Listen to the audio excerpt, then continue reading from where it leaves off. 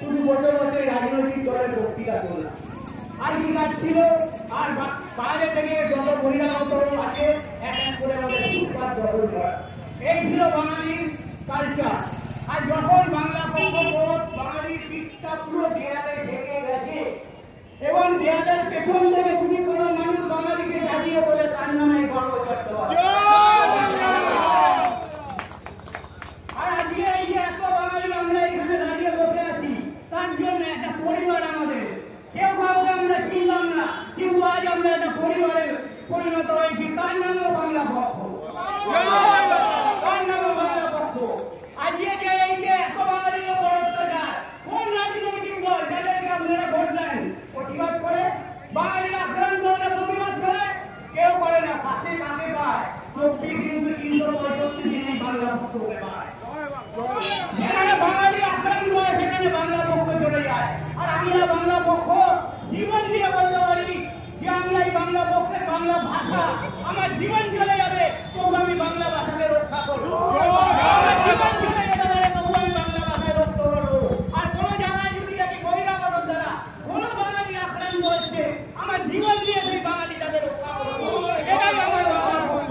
কেন আমি চাই আর আজকে এই প্রতিষ্ঠানে আমাদের প্রতিদিন এখানকার বহু লোক বলেছে যে আপনারা এখানে প্রোগ্রাম করুন।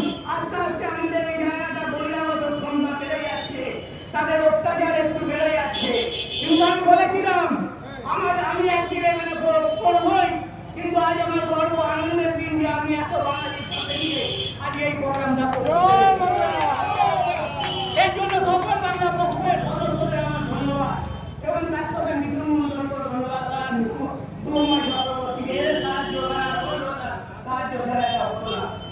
আর আমি চাই যারা এখানে বসে আছেন আরো শুনছেন আর যারা বাড়িতে বসে শুনছেন, বাড়িতে বসে শোনার আর জায়গা নেই। আসুন আমাদের হাত শক্ত করুন, এইখানে আসুন। অনেক বাড়িতে বসেছেন, এই বাড়িতে বসেই বহিরাগতদের জায়গা করে দিয়েছেন আপনারা। তাই জন্য আসুন সেখানে প্রতিবাদ করুন।